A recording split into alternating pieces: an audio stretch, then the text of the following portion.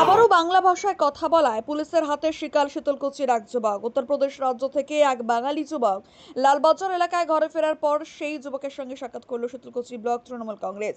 বুধবার সন্ধ্যা 7টার দিকে শীতলকুচি ব্লকের লালবাজার এলাকায় এক যুবক উত্তরপ্রদেশ রাজ্য থেকে ঘরে ফেরে।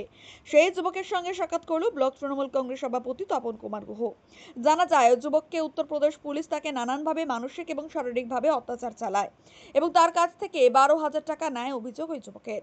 এরপর কোনো ক্রমে সেই বাড়ি ফেরেন। জানা যায়, তিনি বাংলা ভাষায় কথা বলেছিলেন বলে তার সঙ্গে এমন দুর্ব্যবহার করেছে উত্তরপ্রদেশের পুলিশ বলে দাবি। সেই পরিপ্রেক্ষিতে ওই যুবকের সঙ্গে কথা বলার জন্যই যুবকের বাড়িতে গিয়ে এবং পাশে থাকার আশ্বাস দেন শীতলকুচি ব্লক তৃণমূল কংগ্রেস।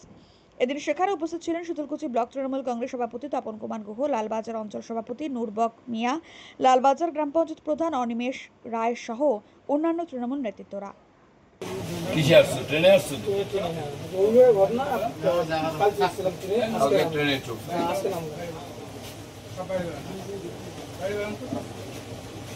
ঠিক আছে, চিন্তার কোনো কারণ নাই। আছে তো বাড়ি আছে তোমার, বাড়ি আছে তো, টেনশন। ঠিক আছে,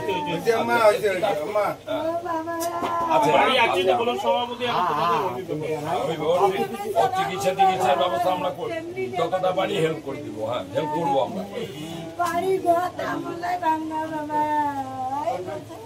ঠিক আছে, ঠিক আছে, ঠিক আছে।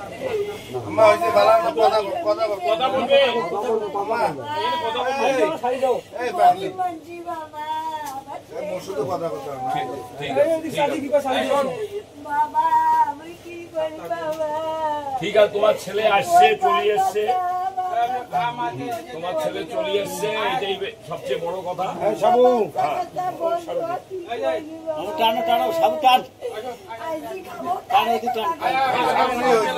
ব্যবস্থা করে দেবো, চিন্তা করবে না।